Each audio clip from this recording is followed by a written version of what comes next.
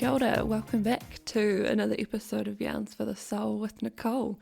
I am very grateful you chose to be here today. I think it was an excellent decision. By the time this episode drops, I will possibly be on the other side of the world. Not quite sure yet. I am currently tuning in from my dining room, but it's quite exciting knowing that I could be possibly the middle of France, I think, by the time that this drops. So thank you so much for joining me again today. I hope you've been enjoying it, otherwise probably wouldn't be here, right? If you have been enjoying it, would love for you to let me know however that looks. You can rate, review, subscribe to the podcast on whatever platform you're listening on. You're welcome to get in touch with me. I love connecting, love yarns, obviously, so you're welcome to reach out to me on Instagram, wherever you can find me. I'll be there, maybe just in a slightly different time zone this time. Anyway, I am excited to bring you another very special guest today. Katie Rickson is joining me on the podcast. So Katie and I actually connected over LinkedIn, the wonderful world of social media, and we've never actually met in person.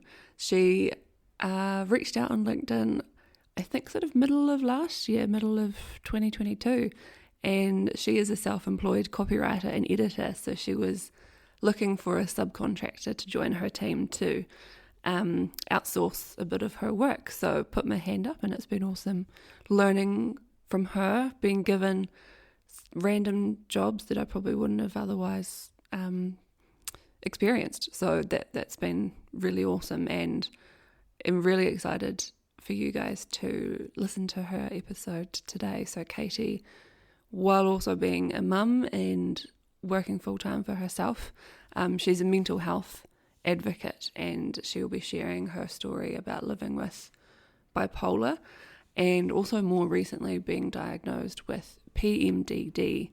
We love an acronym. I will let her do all the talking about that. I am not the one with the lived experience, certainly not an expert. So I am very grateful that she chose to share her story on the podcast, and one of her outlets is writing, obviously, in poetry. So she has a website, Compassion Poetry, which is absolutely amazing, and we talk about this a bit more during the episode, so I'll link to this in the show notes so that you can go and see her work. And I love the fact that she's probably similar to me, that willing to share her story in the hope that it will help other people feel less alone, less isolated, but also generally helping to generate some more understanding of these topics and some of the darker parts that you might otherwise not hear about, because there's sort of the shame attached to it, and those sorts of things, and people don't often talk about it. So here we are, we'll be talking about it. Hope you enjoy today's episode, and let's jump in.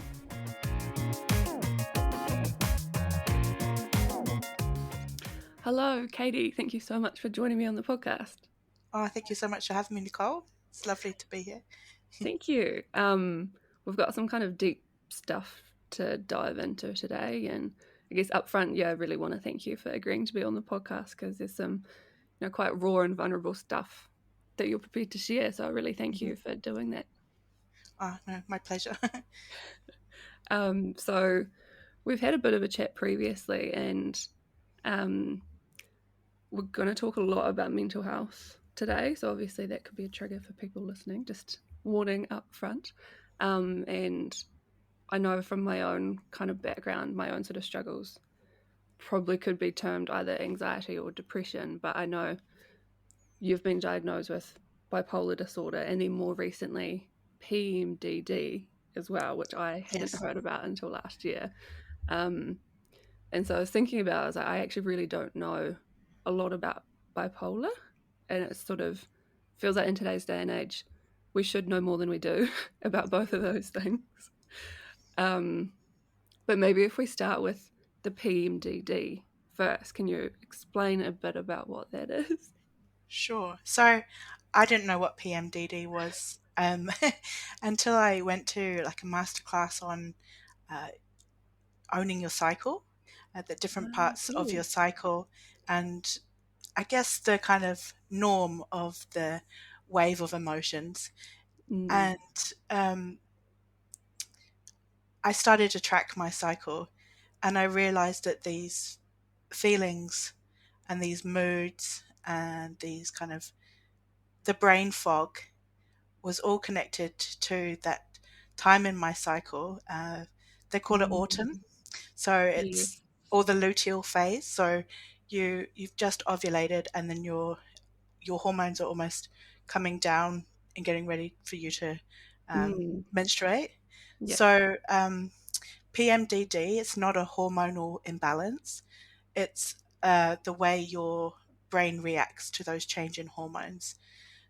Um, Ah, see, that's fascinating. So it's all neurological. yes, Yeah. Ah, yes. So we've heard of PMS. mm, Um, we kind of know what that's all about. But PMDD, so it stands for premenstrual dysphoric disorder. yeah, a good mouthful. So, Yeah. so it kind of goes to the extreme. So, um, I I can have suicidal thoughts. Mm, I can feel really anxious. I can feel like everything is very urgent, like has mm, to be done now. I've got the urge to spend a lot of money to try and solve some kind of yeah. problem. I want to quit things. I want to like throw in the towel. Mm, And one thing that's particularly unpleasant and it's not talked about that much is how it impacts on my relationship. mm. And my brain kind of convinces me that I hate people that I love. Wow. Is it Um, just sort of little things will set you off, or is it much bigger than that? yeah, it is little things. Mm, It's talking about some of my trigger topics, like mm, money or mm, behavior or something. I'm just much more sensitive to rejection. mm, So I find that I can't have deep conversations. I can't have difficult conversations during that time because it mm. sets me off on a spiral. So it's like people Um, kind of need to know what those trigger topics are and know to yes, avoid them. Because with yes, PMS, it kind of could last for a few days or a week. But does PMDD sort of have a certain amount of time? yes. Mm, If I'm in a really, it kind of changes per cycle, and because I've kind of got better at knowing when it's going to come. mm, yeah, And I have a longer cycle too, which is another story. But so I yeah. know that days 30 to 35 are usually the Right. hardest. Yeah. And then as soon as your period comes, or the second day of your period, it's like you're back to normal again. So it's such a relief when you're menstruating because, Yeah. okay, Everything's fine I'm not, again. yeah, yeah. And I guess it's like it's better now that you know that that's what's going on and you've got. Because when did you receive that diagnosis? Um, so I kind of self-diagnosed Mm, myself. There's some quizzes out there, uh, okay. and I think I ticked all of the boxes. Right. Yeah. And so then I went to my doctor and I said, I think this is what it is. And that's another problem is that Mm. I don't think many GPs know what it is in New Zealand either. Oh, Um, okay. so I went to see a psychiatrist, um, and I don't know, maybe they said possible PMDD but definitely from all the research that I've done through reputable places, Mm. that's what it is because as soon as I get my period, it's all the It's world's good fine. again. Yeah, Yeah. yeah, Interesting. It's so crazy that GPs don't aren't aware of this, and then even the fact mm, that you have to pay to go and see a psychologist or a psychiatrist to try and figure it out, and they don't know the answers is kind of yeah. scary. I think I was able to get free psychiatrist appointment through community mental health. Ah, good. Yeah, Yeah. um, I don't think I paid for that. Yeah. Oh, that's good. Yeah, it's sort of one of my bugbears with the health system is, the cost of those sorts of specialists as well, and having Yes, access to that healthcare is difficult for so many people. definitely. Um, so yeah, it must be, yeah, kind of a relief, I guess, having knowing that that's what it is and you can kind Yes. of plan for it. But I guess because what would normally doctors would see those sort of symptoms and possibly call it something else. Like, had that been your Yes. experience in the past? And I've done some research on that, and quite often uh, there's a misdiagnosis of bipolar as well. Ah, right. Uh, and or it can be, there's a lot of people that have it as comorbidities. I think that's what it's called. Mm. Um, Bipolar and PMDD. There's another one which is PME, which is premenstrual exacerbation. So it Oh, wow. exacerbates your pre-existing mental health challenges. Yeah, Wow, I've never yeah, heard of that. yeah, yeah. And I guess it's Wow. not really talked about because we easily dismiss it, Mm. or we gaslight ourselves, or other people gaslight it to say, "Oh, it's just PMS, just Mm. get over it." But it's a really serious condition because of the suicidal ideation, and some Mm. people can only overcome it by having a hysterectomy. Really? Yeah. So going Ah, into chemical menopause. Yeah. even though it's not hormonal, that's kind of one of the only solutions. Is that right? Yeah. So it's not the only solution. You can have a hormone replacement Ah, of therapy, I course. think, and Mm. going on the pill, Right.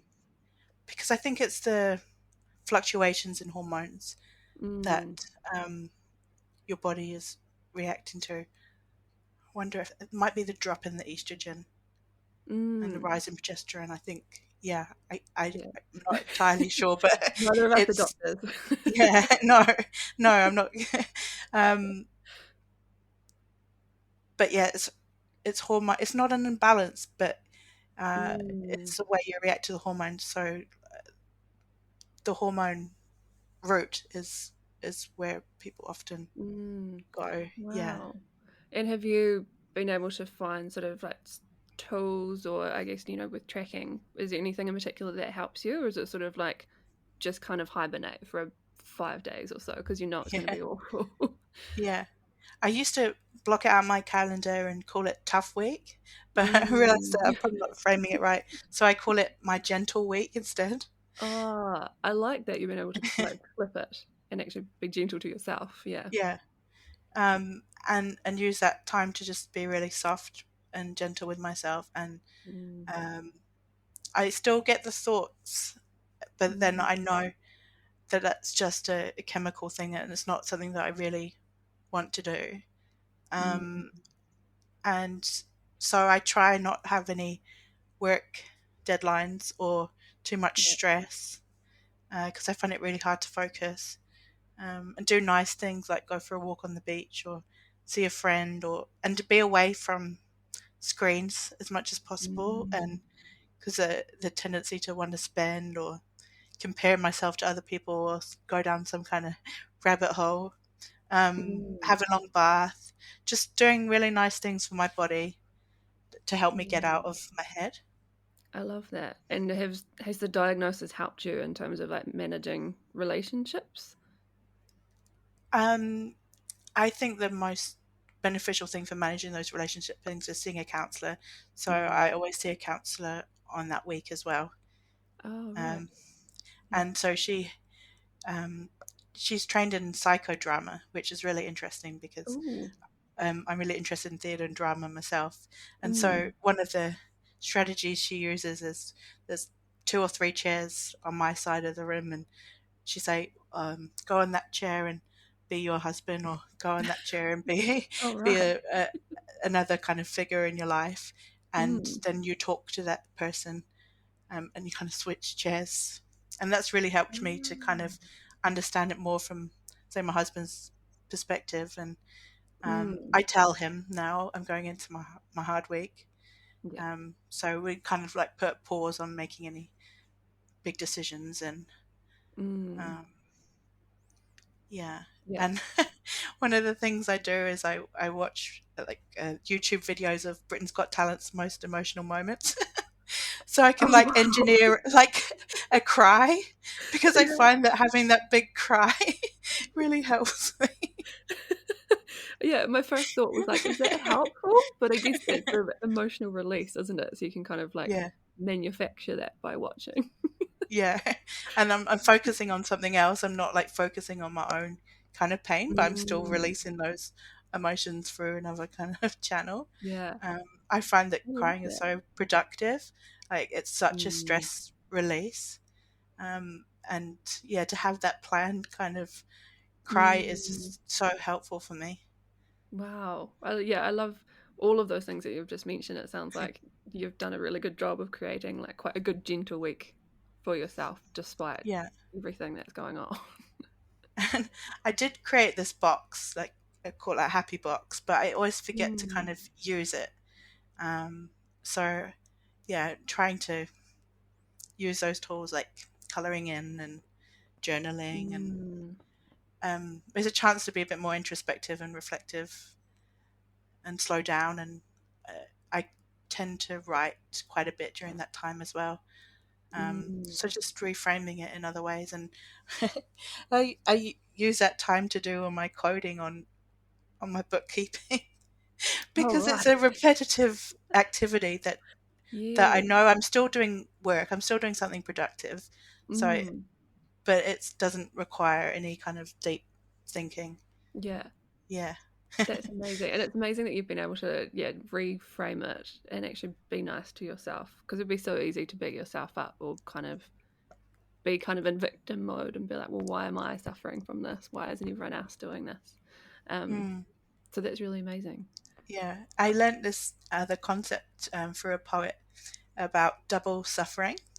And she Mm, gave the example of her dog that had been through so much. I had to have one of its legs amputated, and I mm, had other kind of health challenges. But the way the dog would still like bound through the day and be oh, joyful, and she said that as humans we suffer once, but then we suffer again because we're beating yeah. ourselves up about the suffering, and why aren't we Mm, healing faster? Why can't we do the other things? So we add a layer of suffering onto, and if we can just be kinder to ourselves in that suffering, and be compassionate, then um, it, we're mm. less likely to be stuck in that suffering.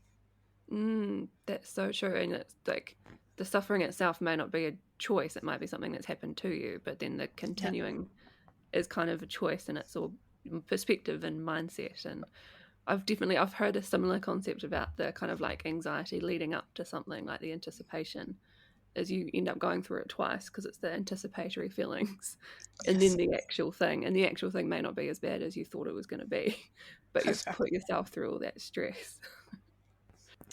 I was wondering if we can now go to bipolar. It's something that, yeah, I feel like I don't really know a lot about, and I feel like isn't actually spoken about much at the moment. I feel like there's a lot of stuff sort of on media, and I'm seeing a lot on LinkedIn about people working with autism and ADHD, which is fascinating learning about. But I feel like bipolar is sort of something that's missing at the moment. Mm, So I was wondering if you're happy to explain that to us. sure. Um, so there's different types of bipolar. The type of bipolar that I have is called bipolar 1, and it means that I've had uh, full blown manic episodes, and I've Mm. been hospitalized twice from those episodes.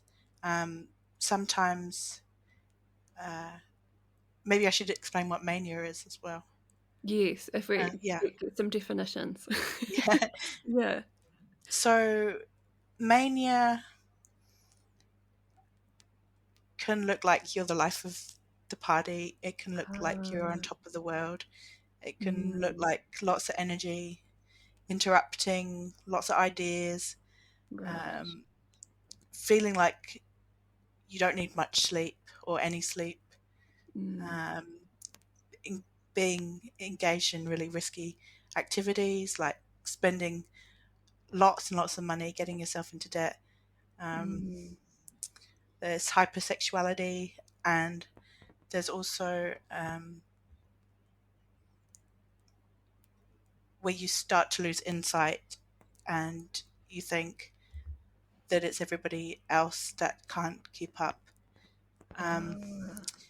and you can have euphoric mania where you feel really happy, or you can have Mm. dysphoric mania where you feel really sad. Mm. Um, and my mania went into psychosis, which is when you start to lose touch with reality. You start to Mm. see or maybe hear things that aren't there. Uh, for me, time was all out of whack. So what was actually 2 hours Mm. felt like 15 minutes. I started seeing like an aura above the ocean, and um, Wow. saw facial expressions in people that weren't real. I Mm. remember reading a psychiatrist report, and um, whole paragraphs were actually missing. Couldn't see the whole Wow. report. I couldn't read it. Um, one time when I had this, I forgot the order of the alphabet, Wow. and I forgot words. Um, Mm. and then there was also an experience that I went through called hypergraphia, which is where compulsive writing. I think it can also be compulsive Ah. drawing.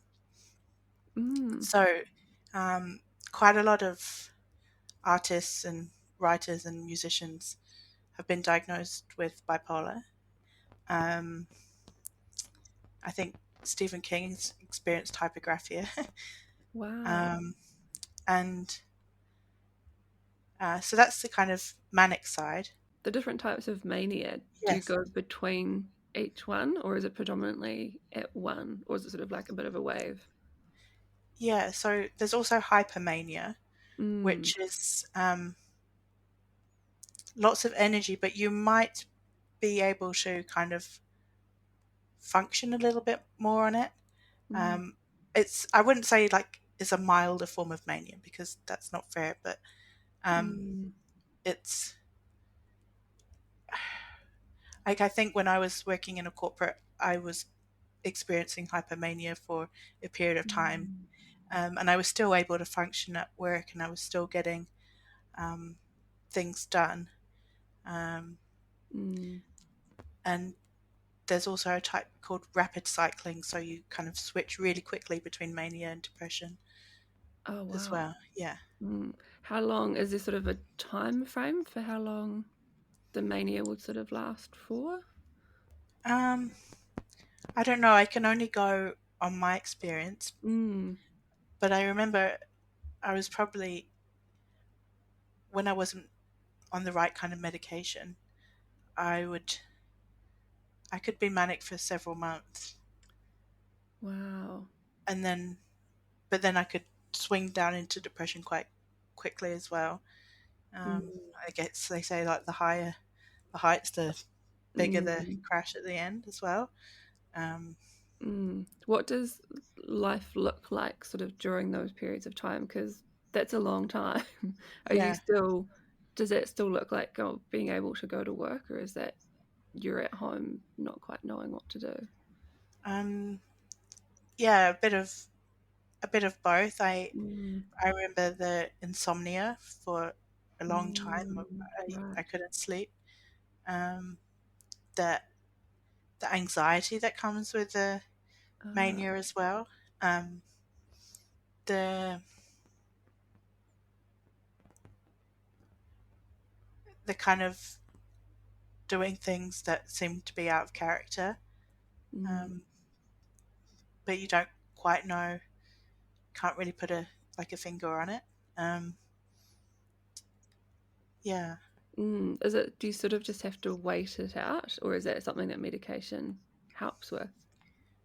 Um, you see, now that I'm on medication, Mm. I haven't had an episode Right. um, uh, for a good 6 or 7 years. I do, Mm. uh, well, 6 years probably, but I do have like the depression more now. Mm. rather than the mania. Mm. But the depression kind of seems to be contained in that PMDD phase. Ah, So, interesting. um, yeah, I'm on the right medication now, and it has really Mm. stabilized my moods. Um, so uh, it's been a long time, and but Mm. there's also uh, life life stages where you're more at risk of these things. So Mm. um, when you're pregnant and when you're postpartum, Mm. because you're not getting much sleep. Sleep is a really big one because Mm. one of the ways that you can regulate it is through your circadian rhythms. Ah, right. So if you sleep well, Mm. um, and if you get the sunlight, so they Mm. often recommend that people diagnosed with bipolar shouldn't do shift work. Um, Ah, okay. yeah, You're getting that sunlight first thing in the again, morning. yeah, Yeah. yeah. So having those kind of more natural circadian rhythms is a good way to kind of regulate it. Um, Interestingly, Mm. like jet lag, going one way Ah, can cause you to have mania, and going the other way can lead to depression. So it's quite interesting. Like, wow, really? yeah, Would never have thought about that. no. So when did you sort of start experiencing this and received the bipolar diagnosis? um, so I probably experienced bipolar for most of my adult life, maybe even from my late Mm. teens. Um, the episode that I had whilst I was working in corporate, um, I was in my early 20s. Mm. Um, that was kind of misdiagnosed as anxiety and depression. I Ah. did go see a psychiatrist and he mentioned the idea of bipolar, but because I didn't have any awareness of it, Mm. I said, no, no, it's not. It can't be that. It's not that. Um, so um, I wasn't officially diagnosed until after my daughter was born, and I had that Mm. postpartum episode and was hospitalized. Mm. Yeah, Mm.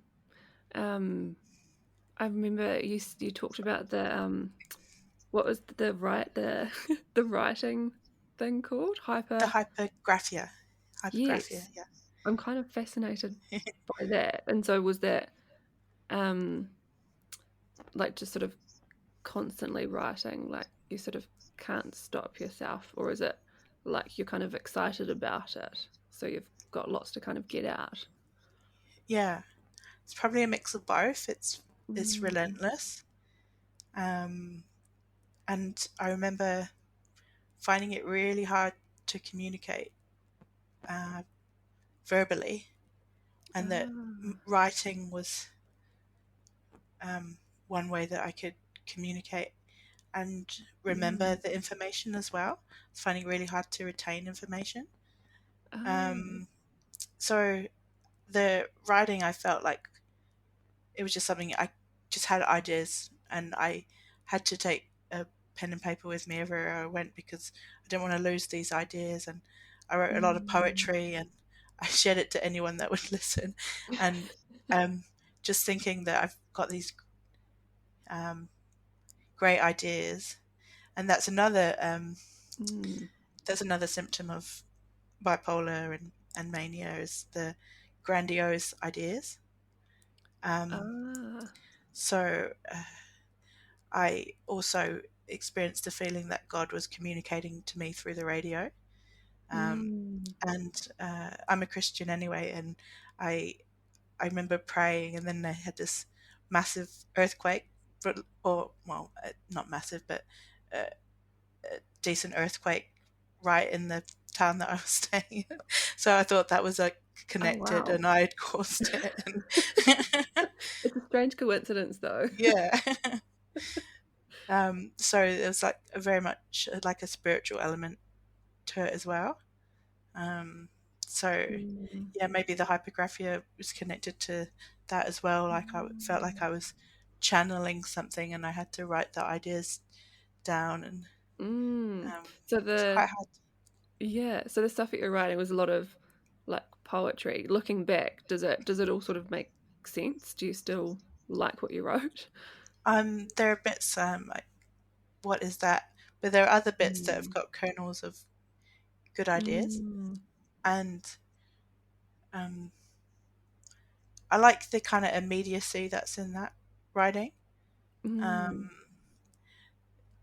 there are some where it's just like long words and trying to make connections between um, different ideas that don't make so much sense to me now, Mm. and maybe a little bit of like conspiracy theory stuff going in there. Mm. It must be quite strange sort of having a full written record of that when you're sort of in a different state of mind. Yeah, Be quite fascinating kind of to review that. yeah. I did write one poem while I was in hospital because I was hospitalized Mm. under the Mental Health Act, and um, so I wrote a poem called Suggestion Box, and I actually popped it in the suggestion box. And I still Great. read that poem out when I do talks and things, and I still quite like that one. Ah, Yeah. cool. Is that on your website? Uh, no, I haven't put that one on my website No, yet. that's There okay. is one that is on my website that I wrote during the hypergraphic state. It's That's right. called I In can Pain. share the link, and so people Yeah. can Oh, go and thank you. find it. Yeah. The one that I wrote was called In Pain. So that was one that I wrote Mm, during that time. Um, mm, and so writing was a very, very weird kind of relentless experience. But it was also a way for me to record it and also for me to mm, retain it and for me to kind of try and find my feet again, try and ground myself mm, again. So, um, as a writer by trade, it's mm, been very important to me, and sometimes I'd write some really like quite simple rhymes in a way to kind of soothe myself as well, like almost like a lullaby or a mm, kind of poem to mm. like a mantra almost. Ah, so it's sort of Yeah, like almost a tool that you've developed to kind of mm, like ease your mind a little bit is yeah, with rhyming. yeah. But it Mm, was kind of subconscious in a way. But then when I look back, that maybe that was what was happening. mm. Yeah, That's really interesting. yeah, Um, I'm kind of interested in the like sort of the diagnosis process because that wasn't until after you had your daughter, was that right? mm, yes. Mm. I can't How? remember the timeline whether if it was Mm. before or after I was hospitalized. But yeah, I guess I'm just sort of curious about the process because you sort of hear stories about people struggling to get through it, and obviously you had been misdiagnosed in the past, like what your experience was within that kind of part of our health system. yeah. So I think because the crisis team were involved, Mm. um, and I was under maternal mental health, Mm. um, so it wasn't um, the normal kind of community one, but there's a Mm. separate kind of section for maternal mental health. Oh, right. Um, yeah, it. I should go back and look at the records because it's a bit foggy as to the order Yeah, of of course. things. Mm. Um, but I saw a few psychiatrists during that time. Um, Mm. yeah, it's hard to kind of articulate the That's actual diagnosis, but um, I can talk about after the diagnosis and how it's kind of mm. changed, and um, Because I guess it's like the idea of having the diagnosis and I guess like quite a label to put on it, and some people find that helpful Mm. and some people don't because you're still you either way. Yeah. But what's your experience been like? Yeah, I definitely find it helpful. I mean, it took Mm, me a while to get my head around it, of course, um, mm, but I've been able to look back on things that I've kind of held a lot of shame about oh, and right. be more compassionate to myself and go, well, I wasn't well. Mm, Because I've maybe treated people not so well or not like how I would have wanted to treat them. And I've unfortunately lost a couple of friends, I think, through my behaviour. And but I've been able to kind of reframe that and kind of forgive mm, myself in a way. Yeah, Especially when you don't have the language or the tools, you don't actually know what was going on at the time. So yeah, yeah, kind of bringing some kindness to your yeah. past self. And knowing that it wasn't my fault, Mm, and being able to kind of belong to a community in a way that mm, I'm not alone in this. And I, I became really passionate about researching what bipolar is like, and mm, I've kind of made that my um, purpose or conviction in being able to mm, share it and express it and raise awareness of it in a way that's not just medical. It's mm. um, I kind of resisted saying I am bipolar, Yeah. but now, like you were saying about the autism post, that a lot of people say Mm, I am autistic, mm, and it's kind of a sense of pride now in that identity and um, belonging to that community, and that it doesn't define everything, but um, it's quite powerful to say I am, um, mm, and then what that means for you. mm. Um, yeah, Yeah, I like that because I still struggle to know what the right language is as like a person with this diagnosis rather than they are that. mm, But then I like how you've actually reframed that for yourself and actually that ownership is sort of powerful yeah. and you get to kind of that's still who you are. I think that ownership is that's the right word, because um, when you're going through the episode or you're in the system, you can feel like a lot of your agency has been taken away from you, Mm, especially if you've been sectioned, and technically you of lose some course. of your rights during that time. Mm, Um, so being able to have ownership over what you're experiencing means that you can have ownership over your recovery and your life and how you look at.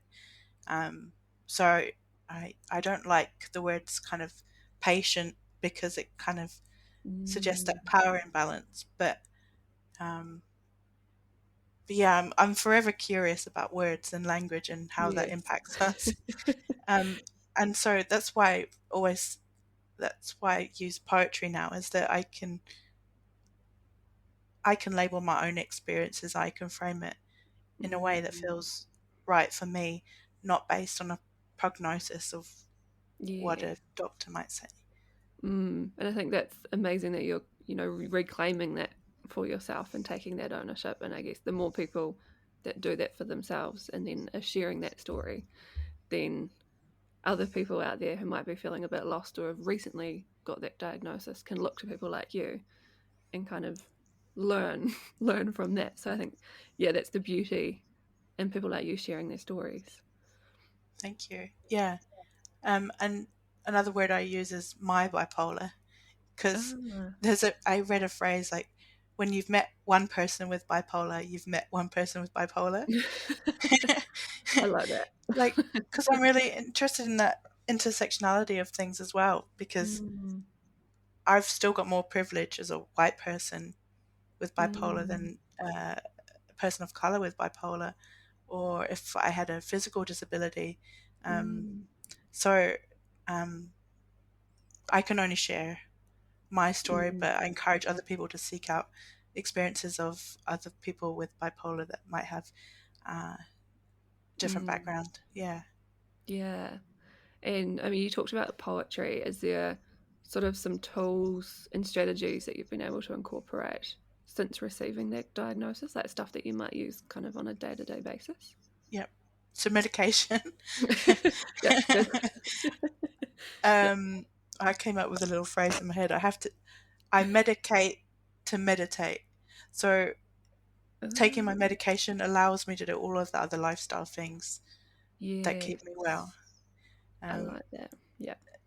um, there's a book called Owning Bipolar by Michael G. Pippich, and he writes that you wouldn't climb a mountain without shoes. So seeing your medication as your shoes to be able to climb that mountain. Ah, I Um, like that. Yeah, I think that was sort of my own experience of antidepressants as well, is you take them so that you can then go about life normally. hmm, Like it enables you to do all those things because without it, your brain can just be a bit hectic and yeah, there's no way you're going to meditate. yeah. Um, Yeah. so I don't really meditate that much anyway, but um, when I do, I know I get some value from it. Um, I find drama and dance really Ah, cool. good. Music. Um, I like journaling. Mm, I like being near the water or in the water. Um, I I find stuff that kind of gets you back into your body is really important. mm, Um, like I understand the kind of mindset work and the cognitive work, but I mm, find that in the moment I'd rather kind of soothe myself or validate myself first before I kind of like digging into the mm, reasons. Sometimes I feel like um, we just need uh, to feel good. So doing things that feel good. mm. Yeah, Yeah, in the moment. Do you, yeah, because there's so much kind of like mindset stuff out there and then like habit trackers and creating a yeah, routine each day. Do you find that helpful or is it sort of doesn't quite apply to the way that your brain works? yeah. It's really interesting because it depends what time I am in my cycle, and I find that Ah, I that habit tracking and the routine is really helpful when I'm in mm, like the good part of my cycle. But I've learned that we can like beat ourselves up by the idea of consistency. If we have to show up the same way every day, it's just an impossible mm, task. yeah. So I kind of try and look at the overall trajectory and Mm, things over a month or a quarter rather than what have I achieved today, because there will be yes. days in there that I can't get much done at all, or there'll be other days that I feel like you can achieve anything. Yeah. Finish the So to-do list. yeah, Yeah. so meeting myself where I'm at has been really important, and Mm, um, I guess I've done quite a lot of internal work through counselling and that self-awareness, um, and creating a life that works for you, and trying not to compare yourself to other people. mm. Yeah. And because so you're fully self-employed now, how long have Yes. you worked for yourself for? Um, so I started doing it pretty much when my daughter was a baby. So it's Mm. I'd say, I don't know, 6.5 years Oh, now. right. Yeah. Yeah. And I guess that's sort of one tool. If people can be self-employed, that gives you so much more flexibility Yes. and can meet yourself where you're at each morning because it is going to look different compared to being in 9 to 5 employment and you have to get yourself to the office. Definitely. But I still kind of have to engineer a little bit of a structure and a routine. Yeah. I like I want to resist routine, but Yeah. that's another way to kind of keep yourself well as well, is to have Mm, those kind of grounding mm, things.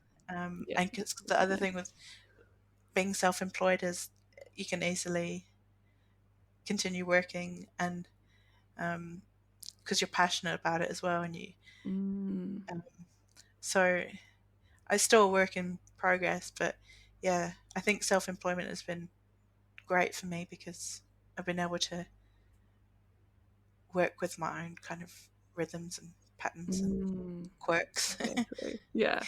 And I know you mentioned you used to work in corporate for a while. Yes. What was your experience like? Um, so I worked in quite a few different departments in the Mm, same corporate, and my experience of um, each were different.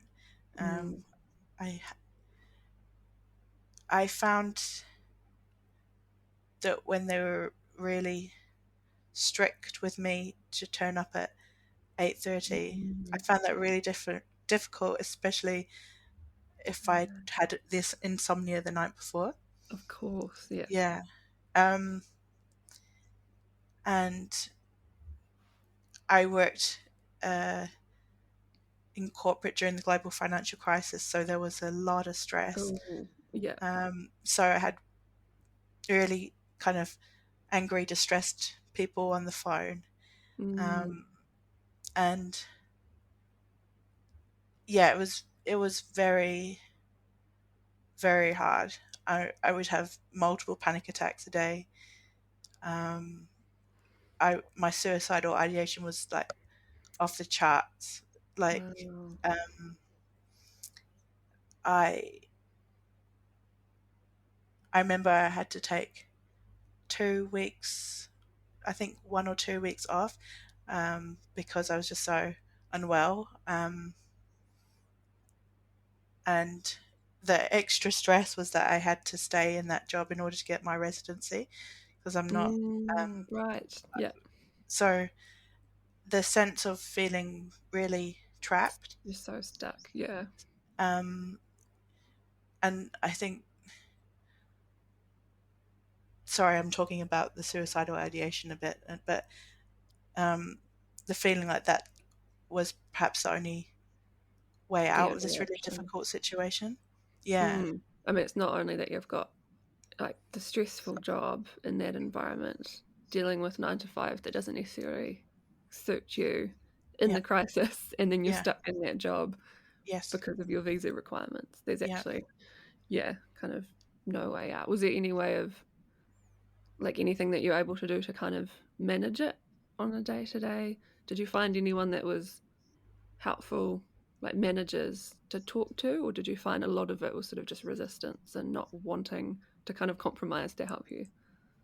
Yeah, I think there was a manager that wanted to help Mm, me,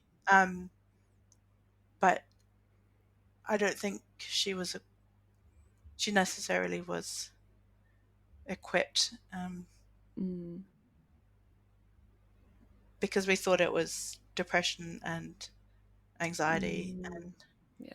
um,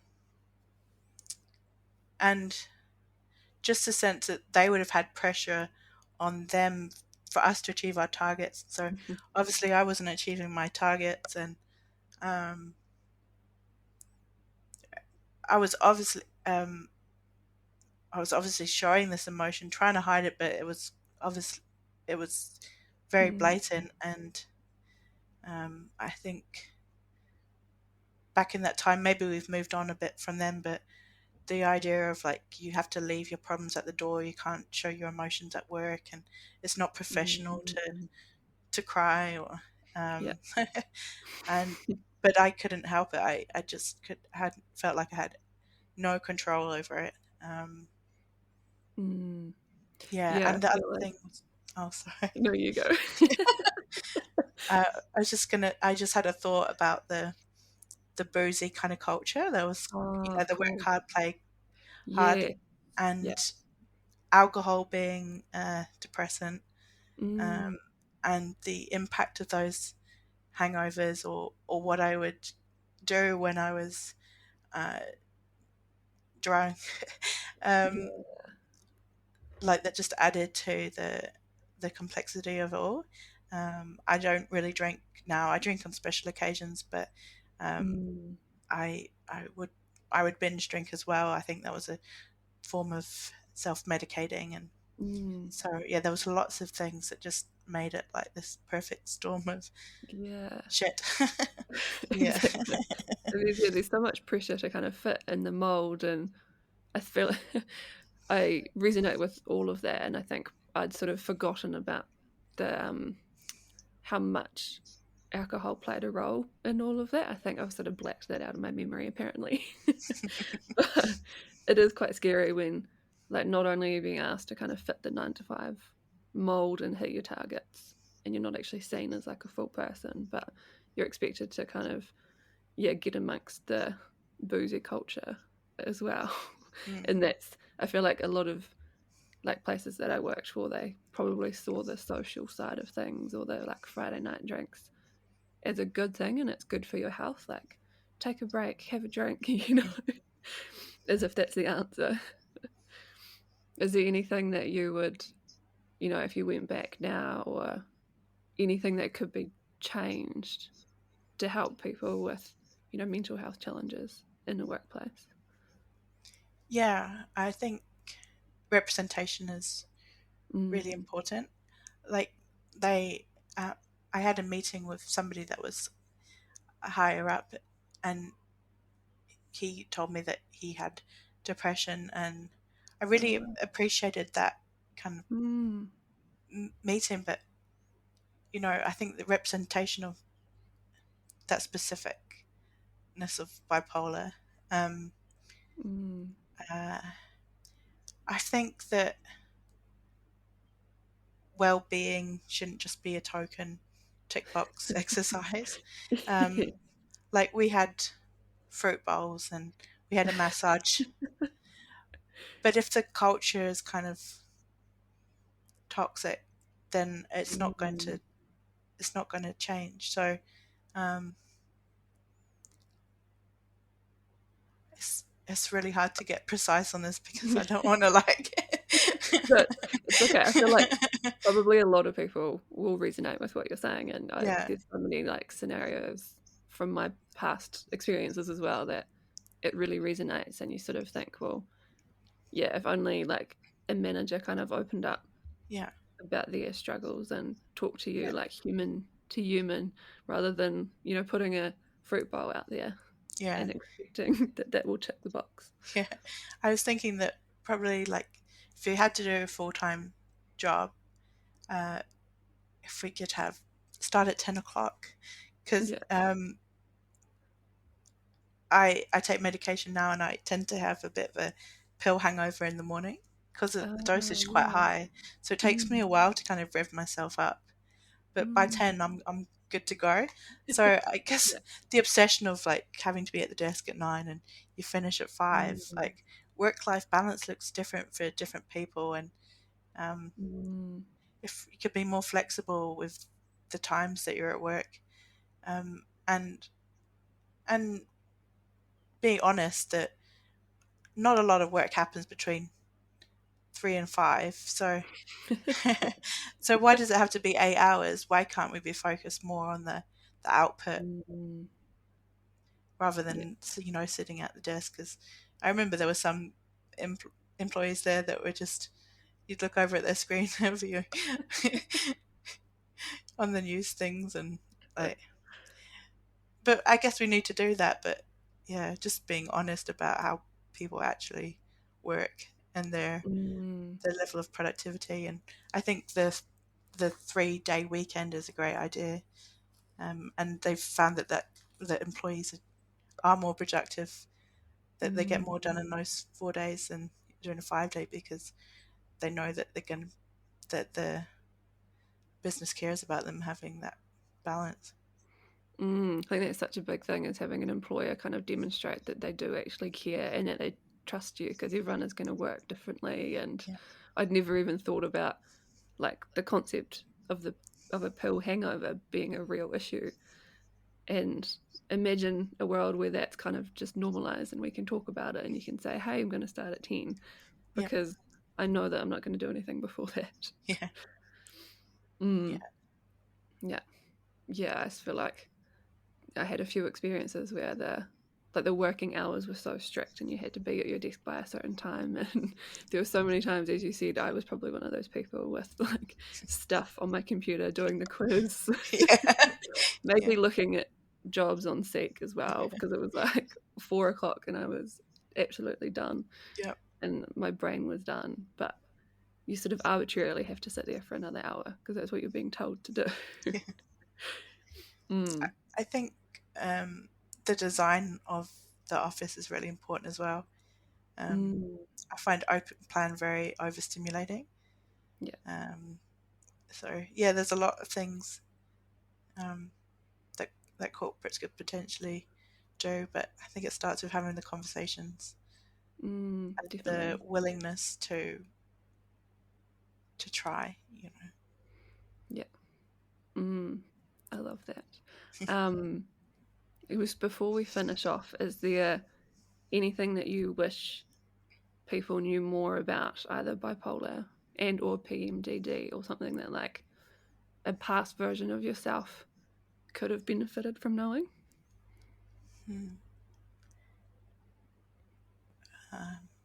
That's a great question. I just Sorry. think about that. Should have given you some There's prep probably a time lot for of that. things. It can be multiple. I think having that self compassion and knowing that it's not your fault and that there are other people that are going through the same things, and that kind of the urge to do things to harm yourself or sabotage yourself is real, but it's not true. That sometimes your brain is not working for you, and but there is hope and there is optimism and yeah, to hold on and to seek answers and seek understanding of what it means for you, and just be really gentle on yourself. Um, don't beat yourself up for what you're going through, but yeah, just take a little step. And if you have to spend a day in bed, then so be it. Like, yeah, Yeah. do what you need to do, and it really helps to share it with someone. Like, you don't have to share on a podcast, but it helps to share it with Yeah. someone, because I think that the shame or the secrecy can make it worse. So,